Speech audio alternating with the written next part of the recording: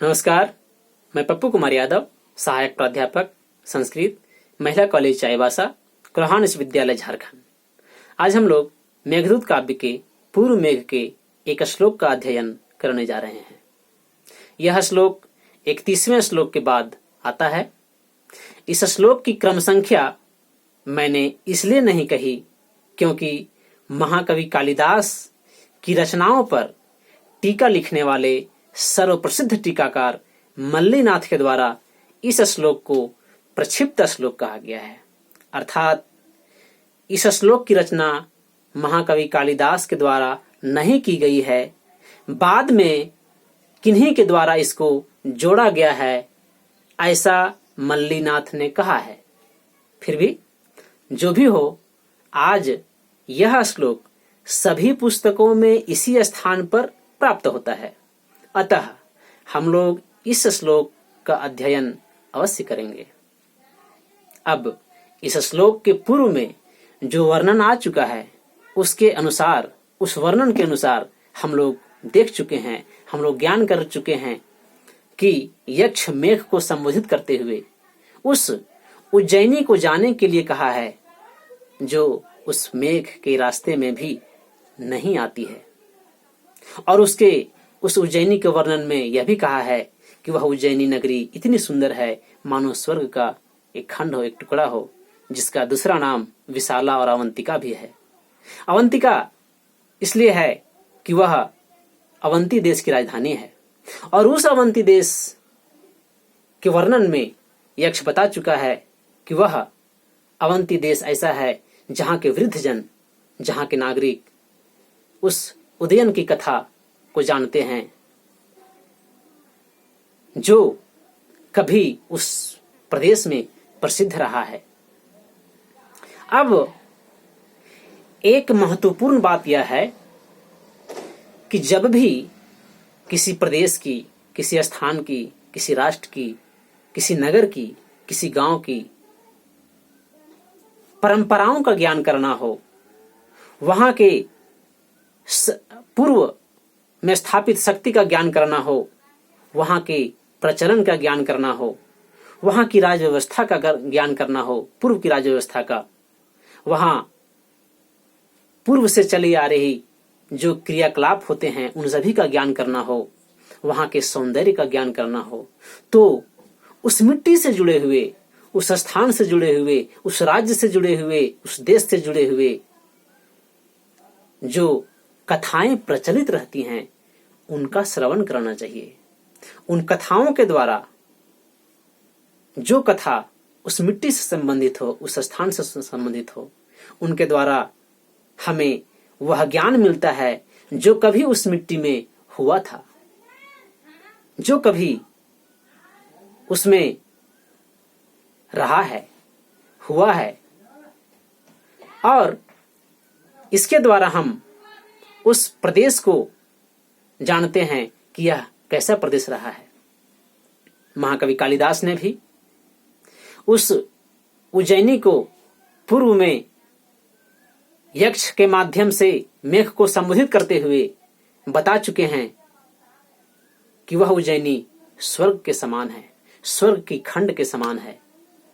तो अब उस उज्जैनी में प्रचलित कथाओं के माध्यम से बताएंगे कि उस उज्जैनी में पूर्व में क्या हुआ था, कैसे कथा है वहां के, पूर्व में कैसी व्यवस्था थी, इस बात को बताएंगे, जिसके वर्णन में इस श्लोक में आया है कि उस उज्जैनी में उदयन की कथा को जानने वाले लोग रहते हैं,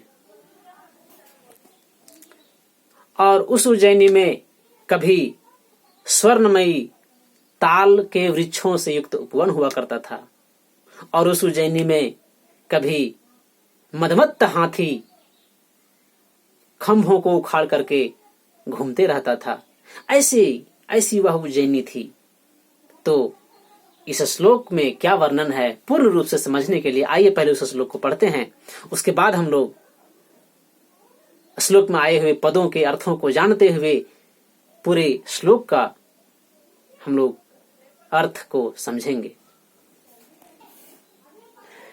प्रद्योतस्य प्रियदुहितरं वत्सराजोऽत्र जहने हैमन्तालद्रुमवनमभूदत्र तस्यैव राज्ञः अत्रुद्भ्रान्तः किल नलगिरिः स्तम्भमुत्पाट्य दित्यागन्तोन्रमयति जनो यत्र बन्धोऽनभिज्ञः। एक बार फिर से देखते हैं। प्रद्युतस्य प्रियदुहितरं वत्सराजोऽत्र जहने हैमन्तालद्रुमवनमभूदत्र तस्यैव राज्ञः अत्रुद्भ्रान्तः किल नलगिरिः स्तम्भमुत्पाट्य दित्यागन्तोन्रमयति जनो यत्र बन्धोऽनभिज्ञः। अब इस श्लोक में आए हुए पदों को देखते हैं एक बार। प्रथम पद है प्रद्योतस्य। प्रद्योतस्य प्रदोत शब्द का षष्ठी विभक्ति एक वचन है, यानी प्रदोत का।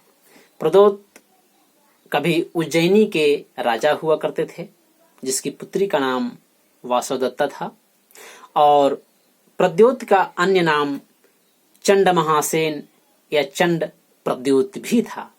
तो प्रद्योतस्य यानी प्रदोत का, राजा प्रद्योत का। प्रिय दुहितरम, प्रिया दुहिता, प्रिय दुहिता, दुहित्री शब्द है जिसका अर्थ होता है बेटी या पुत्री।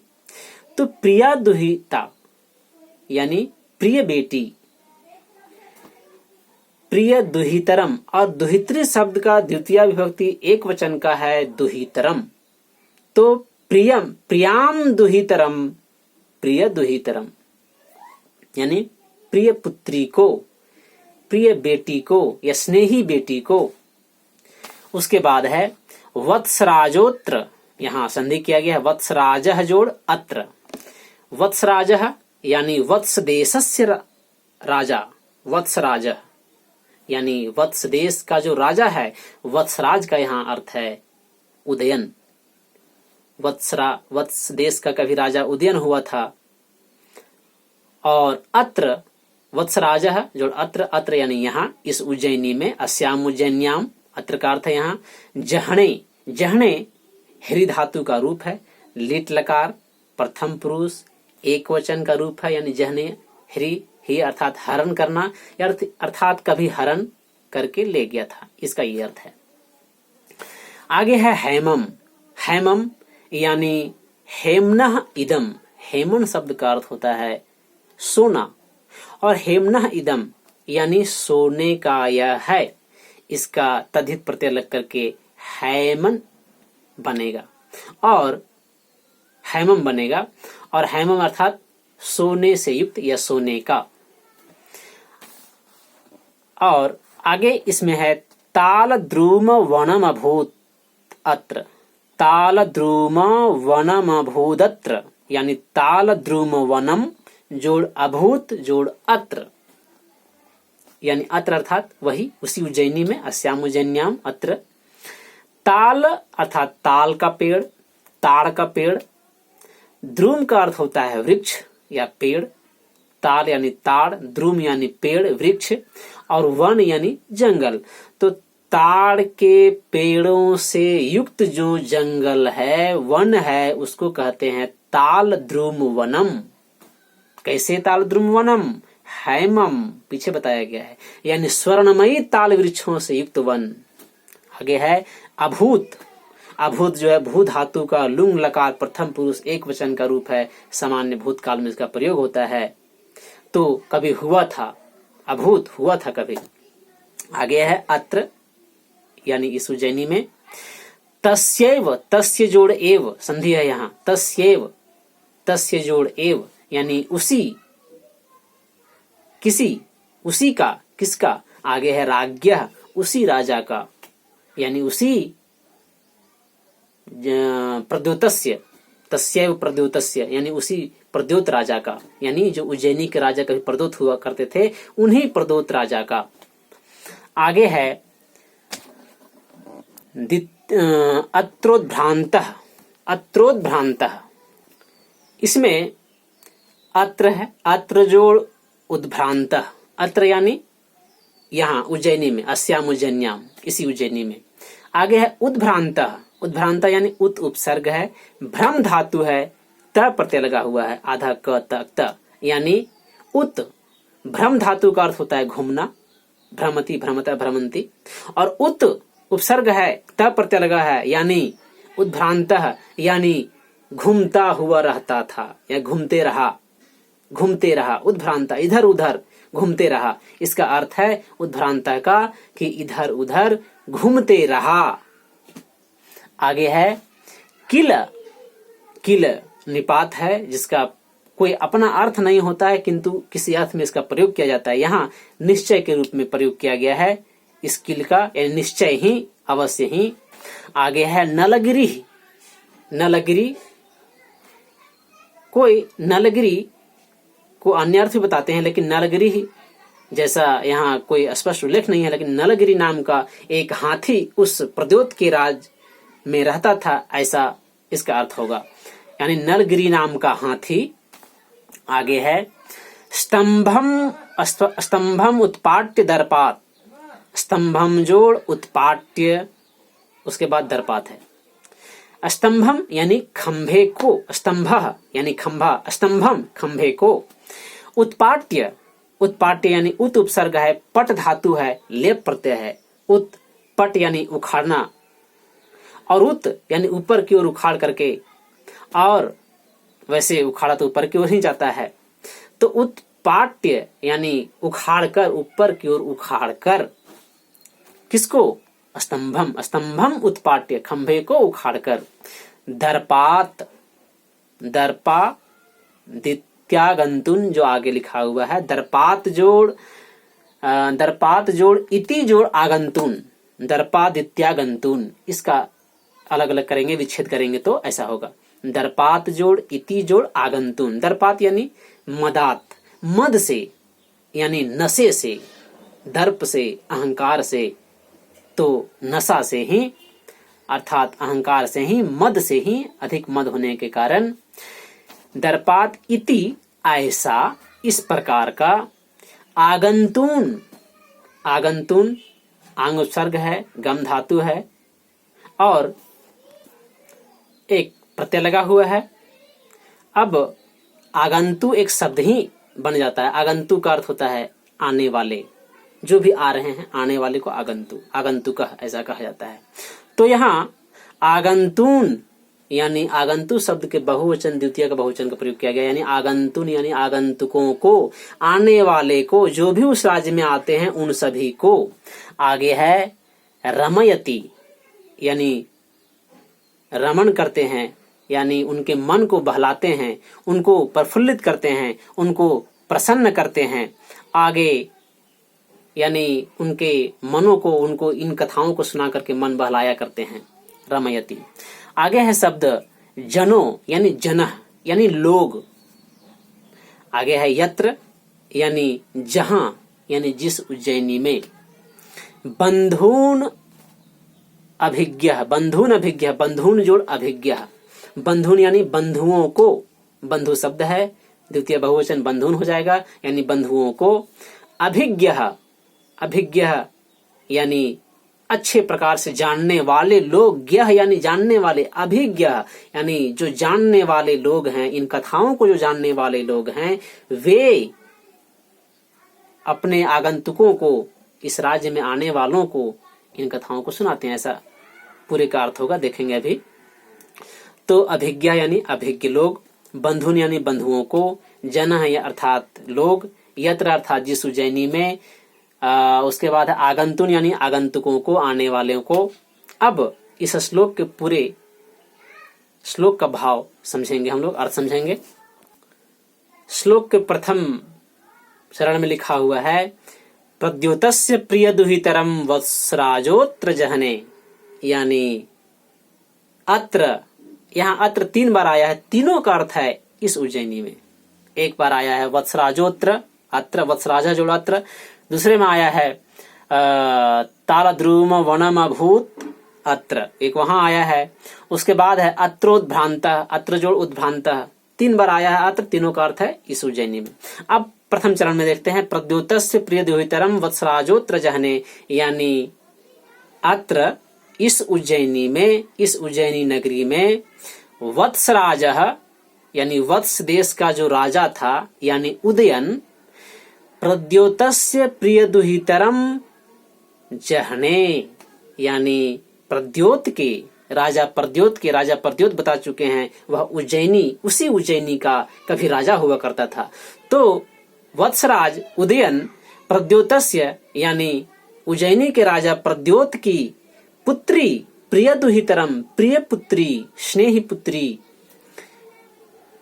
को जहने हरण कर लिया था। इसकी कथा ये है, मुख्य रूप से इसकी कथा मिलती है गुणाढ़ के द्वारा रची गई पुस्तक बृहत कथा में, जिसको पैसाची भाषा में लिखा गया है। पैसाची भाषा में उसको बढ़ कहा कहते हैं। आज वह ग्रंथ मूलतः तो उपलब्ध नहीं होता, किंतु उसके पैसाची भाषा को संस्कृत अनुवाद के रूप में 2 कवियों ने उस कथा को लिखी है, जिसमें प्रथम है क्षेमेंद्र, जिसकी रचना है बृहत कथा मंजरी। वही कथा है इसमें भी जो बृहत कथा में थी। तो क्षेमेंद्र की बृहत कथा मंजरी और सोमदेव का कथा सरित सागर, इन 2 रचनाओं में उस बृहत कथा जो गुणाढ़ के द्वारा लिखी गई थी, वे कथाएं इनमें मिलती हैं। उसमें से एक कथा राजा उदयन की भी है। वह कथा इस प्रकार है कि एक दिन उज्जैनी के राजा प्रद्योत या चंड प्रद्योत, या जिनका एक और नाम चंड महासेन भी है, उनकी पुत्री वासवदत्ता अपने सपने में वत्स देश के राजा उदयन को देखती है और उसके स्वरूप को देखकर, सपने में ही उसके स्वरूप को देखकर उस पर मोहित होती है और उससे प्रेम करने लगती है। किसी प्रकार से वह अपने प्रेम संदेश को उस उदयन के पास पहुंचाती है और जब उदयन को ज्ञात होता है तब वह उदयन आकर के उस वासवदत्ता को हर करके ले जाता है। हरण करके उस उज्जैनी से राजा प्रद्योत की पुत्री वासवदत्ता को ले जाता है।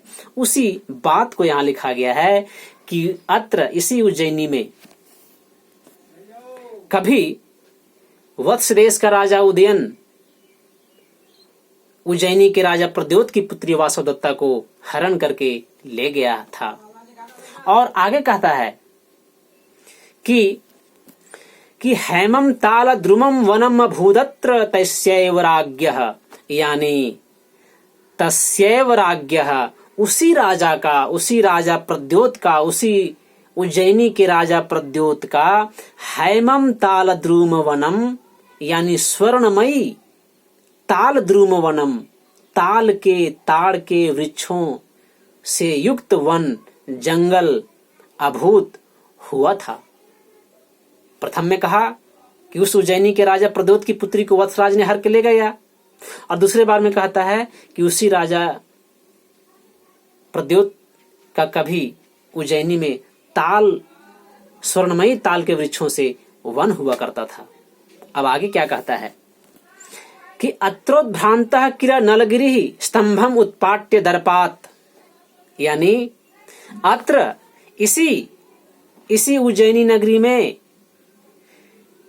नलगिरि दर्पात स्तंभम उत्पाट्य उद्भ्रांतः किला, यानी इसी उज्जैनी नगरी में कभी किसी समय में नलगिरि नाम का हाथी गज दर्पात मद से, नशे से अधिक मद होने के कारण वह हाथी स्तंभम उत्पाट्य, खंभे को उखाड़ करके, किसी खंभे को उखाड़कर अपने सूंड में लेकर के और कई दिनों तक उद्भ्रांतः किला यानी घूमते रहा। अर्थात यहाँ कह रहा है कि इसी उज्जैनी में कभी वत्सराज उदयन राजा प्रद्योत की पुत्री को हर के ले गया, वासवदत्ता को हर के ले गया। इसी उज्जैनी में उस राजा प्रद्योत का स्वर्णमयी ताल के वृक्षों से युक्त वन था और इसी उज्जैनी में नलगिरी नाम का हाथी कभी खंभे को उखाड़ करके अपने सूंड में लेकर के और कई दिनों तक भ्रांतः घूमते रहा। इति आगे कहता है इत्यागंतून रमयति जनो यत्र बंधून अभिज्ञः। इति ऐसा यानी इन कथाओं को कि वत्सराज पुत्री की को हर के ले गया राजा प्रद्योत की पुत्री को वत्सराज ने हर के ले गया। कभी प्रद्योत का अपना स्वर्णमयी ताल वृक्षों से युक्त वन हुआ करता था और कभी इसी उज्जैनी में नलगिरी नाम का हाथी खंभे को उखाड़ के घूमते रहता था। इति इन कथाओं को, इन तीनों प्रकार के कथाओं को और भी इससे जुड़े हुए और भी कथाओं को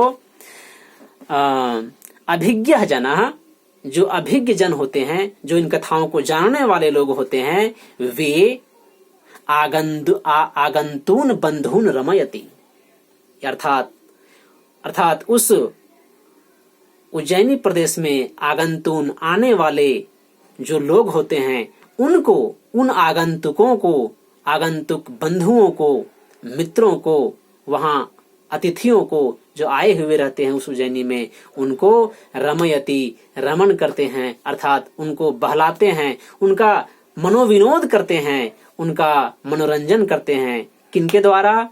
तो इन कथाओं को के द्वारा कि कभी इस उज्जैनी के राजा प्रद्योत की पुत्री को वत्सराज उदयन हर के ले गया था वासवदत्ता को, कभी इसमें स्वर्णमयी ताल वृक्षों से युक्त वन हुआ करता था, कभी यहाँ दर्प से युक्त हाथी अपने सूंड में खंभे को उखाड़कर कई दिनों तक घूमते रहता था।